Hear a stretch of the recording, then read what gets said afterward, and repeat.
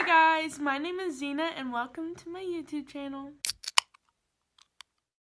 So today I wanted to talk about my CCP experience and how I have almost an associate's degree by the time I graduate high school. So I am a senior in high school. I will be graduating in May, but I'm also a sophomore at Rio Grande University. I know a lot of people want to do whatever they can, get their college degree faster and cheaper, and so I felt like a lot of people would appreciate this video and want to know what I did and how I did it, in my opinion on the whole CCP thing, and kind of high school as well. Now, if there's any information that I didn't cover that you guys want me to go over, please leave that down below in the comments, because I really actually would want to make videos about CCP college, because I genuinely really like schoolwork and I just love the college experience. So first of all, CCP stands for College Credit Program. This means that I am still in high school, but I go to a university or a college that provides CCP, and I take all of my classes at that university. So I am a college student. I am taking college classes with other college students that aren't in the CCP program, that are just going to the university. The main goal is that you want to take the classes you have to take in high school. So instead of just taking the classes you would take in high school and getting just high school credits, you would take that exact same class at college, and you will be getting high school and college credits at the exact same time. So you are also getting your high school credits to graduate high school, but also getting your college credits at the exact same time. First of all, I want to say is that I hated high school. Not necessarily because of the people, or it's just, you know, you're a teenager, I hate everything. Because I mean, honestly, I did not like most of the people, but I felt like I was not learning. It was not on my maturity level, it was not on my learning level, and I just didn't like it. I still have to go to my high school since I'm a senior and do senior things, and I submit a lot of my scholarships. Most of the teachers at my high school were awful, and a lot of them only cared about who you were. Plus, I live in a really small town, so a lot of people are related to each other. Therefore, if you weren't related to certain people or that higher name, then people just didn't care. So a lot of the teachers showed favoritism, and some teachers helped kids cheat on state tests. If you know, you know. I did take mostly AP classes in high school, which usually schools are divided in 3 sections. My school personally were divided in A, B, and AP. A was kind of the fast learners, and then B was more of like, they would slow down the process, and then AP was college classes. They would be hard on you in that they would try to enforce college things. At the end of the year, you would take this huge big test that was usually so hard. They didn't really want you to get the college credit. The majority of people would not pass the test. So you would take all these AP classes, college classes, and you would take it for the whole year, and you would get no college credits. Anyways, my freshman year, I had to take only all A classes because I don't think they offered AP classes.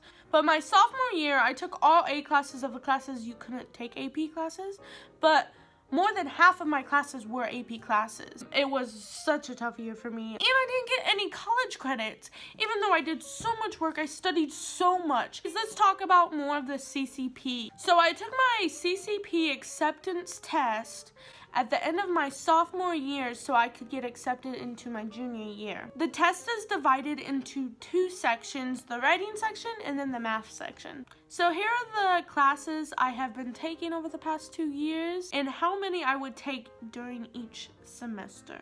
First of all, I would like to say, take advantage of your summer classes, do it, even if it's just one class, because honestly that one class can make it or break it. It helps to not overload during the fall and spring semester. My first year, I did take one class during the summer. It was a math class.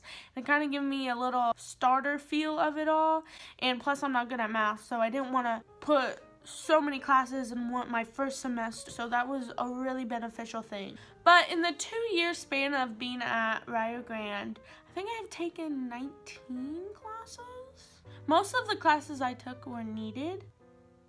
One class I took that I didn't need, I already took it in high school. She made me take it, and I feel stupid because it was my first semester though, so I didn't know to not fully depend on the advisors. But I've really learned my way around the class schedule and just really figuring out how to benefit me through the classes, because the advisors go through so many people. They kind of just want to go home because they're tired, and sometimes they also just don't really fully know what you want. So make sure they know what you want and what you need to do. So the university that I went to did not have a big communications program.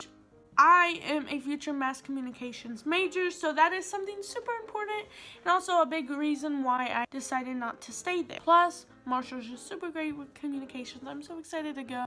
But I did take a few communication specific classes at Rio Grande.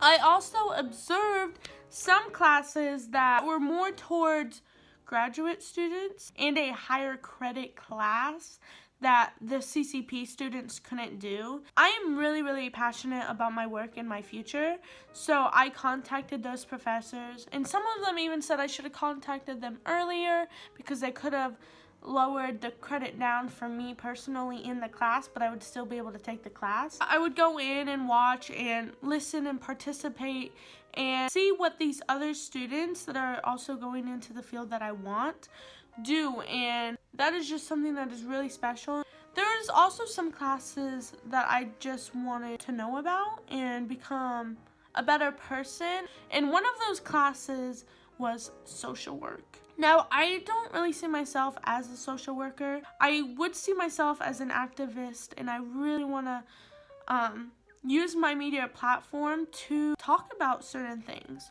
And so I took social work because I wanted to understand the profession. I wanted to know what they did. I wanted to know what I could do. And I just wanted to see other people's passions. With that being said, actually leave down your passion down in the comments, and I don't care if you ramble on, like, leave a huge paragraph. I will definitely read it, and I want to reply, and it's just something that inspires me. Okay, now I want to talk about why I love CCP. Something I hear a lot about people who choose not to do CCP is that they don't want to lose their high school experience. This definitely was not a thing for me since I did not like high school one bit. I am a lot more mature than the kids at high school, and so I think that was a big thing for me. Wait, first of all, don't get me wrong.